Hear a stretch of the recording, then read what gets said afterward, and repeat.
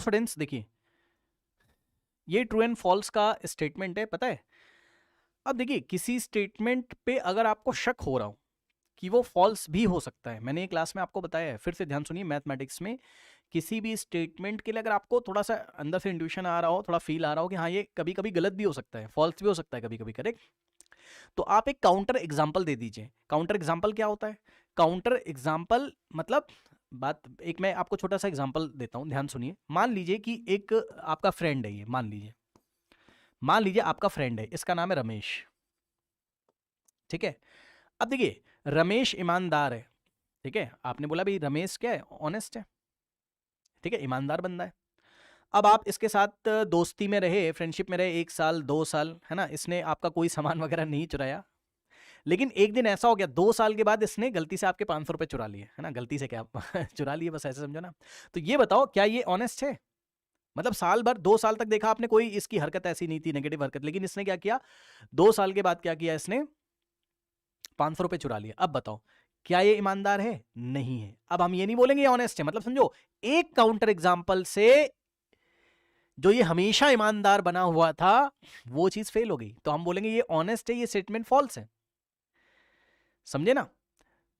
मतलब हम, अगर मैं ये कह रहा हूं, अगर आपको एक भी एग्जाम्पल ऐसा मिल गया जिसमें दिया गया स्टेटमेंट फॉल्स हो जाता है, तो बाकी वो कितने भी केसेस में ट्रू हो, वो ट्रू नहीं माना जाएगा, वो फॉल्स ही माना जाएगा।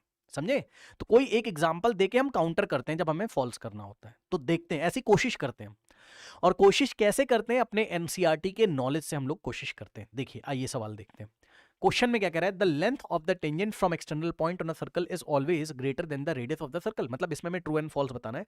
वो हमसे ये कह रहा है कि ये बताओ, length of the tangent from external point on a circle is always, मतलब समझो, देखो एक सर्कल है हमारे पास, इस तरीके से एक सर्कल है, करेक्ट।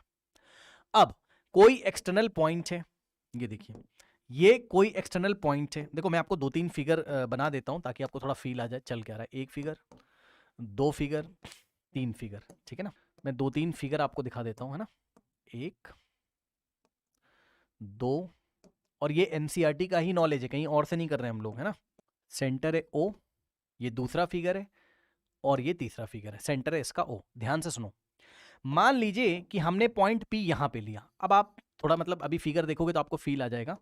मैं ये कहना चाहता हूं कि यहां से अगर हमने टेंजेंट ड्रॉ करी, ये देखिए पी ए, और दूसरी टेंजेंट हो गई सपोज पी बी, ठीक है ना, पी ए और पी बी। अब जरा रेडियस को ज्वाइन करिए, मतलब सेंटर से यहां ज्वाइन करो बी को, रेडियस हो गई ओ बी और रेडियस हो गई ओ ए। यहां पे आप क्लियरली देख सकते हैं, क्लियरली आप देख सकते हैं कि जो टेंजेंट का लेंथ है वो पी ए चाहे पी बी, भाई P A is equal to P B, P A और पी बी तो क्या है, टेंजेंट के लेंथ है। तो जो टेंजेंट का लेंथ है ये दोनों तो इक्वल होगा ना भाई। आप समझ रहे हो मैं क्या कह रहा हूं? मैं कह रहा हूं पी ए और पी बी यही क्या है, लेंथ ऑफ द टेंजेंट, और ये दोनों आपस में इक्वल हैं, ये तो सबको ही पता होगा। लेकिन मैं ये कह रहा हूं कि इस फिगर को देख के आपको क्या लग रहा है बताइए? साफ साफ आपको दिखाई पड़ा कि जो पीए है, यानी कि जो टेंजेंट का लेंथ है, ध्यान से चेक करेंगे, जो टेंजेंट का लेंथ है it is greater than radius O A. बोलो हाँ, बोलो। ये फिगर से आपको देख के समझ में आ रहा है? जल्दी से बताइए स्टूडेंट्स, सभी बच्चे बताएं, फिगर से देख के आपको ये फील आ रहा है कि टेंजेंट का लेंथ रेडियस से बड़ा है? बताइए, आ रहा है फील?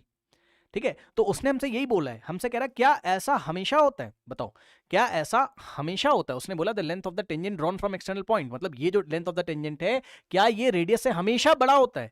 क्या ऐसा हमेशा होता है? आपके मन में क्या आ रहा है बताओ? क्या ऐसा एनसीईआरटी का कोई एग्जाम्पल आपने पढ़ा हो? क्या ऐसा हमेशा होता है? बताइए, नहीं, ऐसा हमेशा नहीं होता है। अब मैं, आप बच्चे बोलेंगे हम एग्जाम में कैसे करेंगे, हम बोर्ड एग्जामिनेशन में कैसे करेंगे, मान लो यही क्वेश्चन आ गया, ठीक है, तो हम ऐसे करेंगे। पहली बात तो ये फॉल्स है, हमेशा ऐसा नहीं होता है।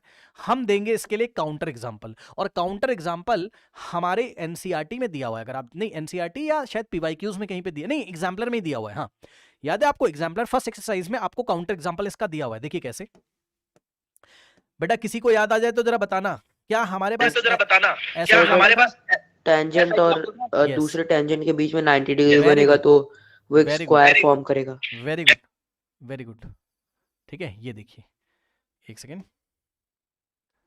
देखिए बच्चों ने बता भी दिया है, ये रहा इसका काउंटर एग्जांपल। अगर आप लोग को याद हो, एक्सटर्नल पॉइंट अगर कुछ ऐसा हो जाए कि दोनों टेंजेंट के बीच में एंगल कितना हो जाए, दोनों टेंजेंट्स के बीच में एंगल अगर 90 डिग्री हो जाता था, अगर आपको याद हो, एंगल बिटवीन द टेंजेंट्स, ये देखिए, ए एक टेंजेंट ये रही, और दूसरी टेंजेंट ये रही। अब ये बहुत अच्छा तो बना नहीं है, संभाल लेना आप, ठीक है। सपोज ये देखिए पी ए टेंजेंट और पी बी टेंजेंट है ना, अगर एंगल बिटवीन द टेंजेंट कितना हो जाए 90 हो जाए, तो उस टाइम हमारे पास ये स्क्वायर बन जाता था, आपको याद होगा। ओ को ए से ज्वाइन करो, ओ को बी से ज्वाइन करो, तो देखो बच्चों ये वाला एंगल भी 90 होता था, क्योंकि रेडियस और टेंजेंट के बीच एंगल, और ये भी हमारे पास 90 होता था, याद है।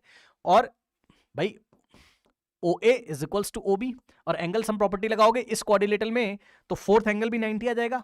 अब बच्चे बोलेंगे देखने से नहीं लग रहा, आपके देखने से कुछ नहीं होता है, देखने से नहीं होता है, तो रफ स्केच है ना।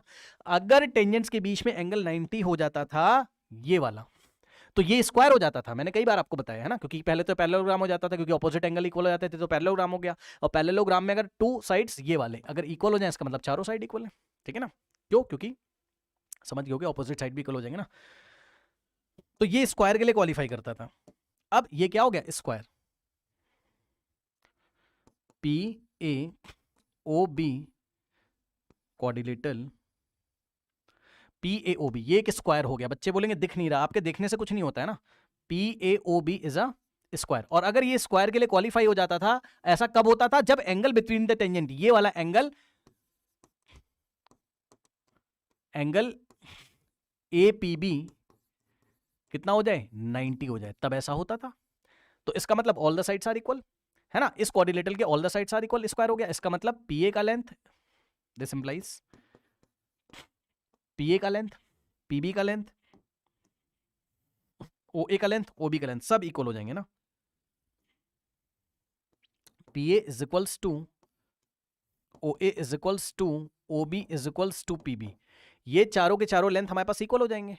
अब आप देख लो, इस केस में अगर ऐसा केस है कि एंगल बिटवीन द टेंजेंट 90 हो जाए, तो उस केस में जो टेंजेंट है और रेडियस वो तो इक्वल हो जाते हैं।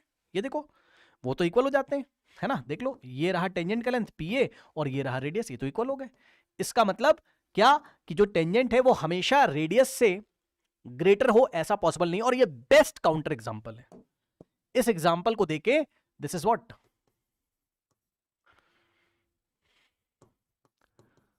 काउंटर एग्जांपल, कि कभी कभी ऐसा भी हो सकता है। ये तो फील कराया मैंने आपको, ये तो फील कराया, एक और फील अभी करा दूंगा, ये वाला भी फील हो सकता है, देख लो जल्दी से। भाई ऐसा भी तो हो सकता है कि पी यहां कहीं आ जाए, बहुत पास आ जाए सर्कल के पी, ऐसे। तो इस केस में क्या होगा, पी ए और पी बी, आप चाहो तो ये तीनों डायग्राम भी आप एग्जाम में बना सकते हो, ऐसा कुछ नहीं है ना। वेरिफिकेशन मतलब अपना दिखाने के लिए जो भी है, मार्क्स इसमें मिल जाएंगे आपको। पी ए सॉरी ओ ए और ओ बी। अब आप क्लियरली यहां से देख सकते हो कि जो पी ए का लेंथ है वो रेडियस ओ ए से छोटा है, और इस केस में जो हमारा टेंजेंट का लेंथ है रेडियस से बड़ा है, और इस केस में रेडियस टेंजेंट के इक्वल है। तो हमेशा टेंजेंट रेडियस से ग्रेटर हो ऐसा नहीं होता, ये भी हो सकता है, ये भी हो सकता है, और ये भी हो सकता है ना। बट हमारे पास बेस्ट इसको काउंटर करने के लिए ये वाला बेस्ट एग्जांपल है ना, बात समझ रहे हो।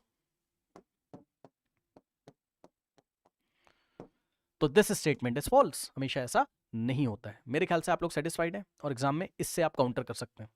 चलिए चलते हैं हम लोग नेक्स्ट क्वेश्चन की तरफ।